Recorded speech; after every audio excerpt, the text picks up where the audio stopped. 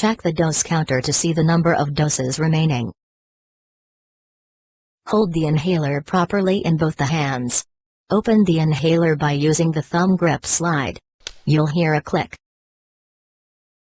Hold the inhaler horizontally. For loading the dose, slide the lever from left to right. You'll hear a click. Exhale away from the inhaler. Place the mouthpiece in your mouth. Take a quick and deep breath.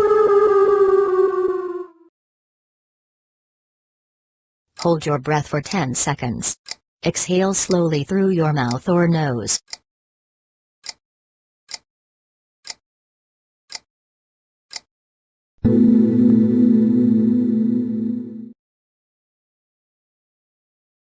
If you are using Flovent Diskus and have been prescribed to take another dose, then repeat the steps from 3 to 6, after 30 seconds.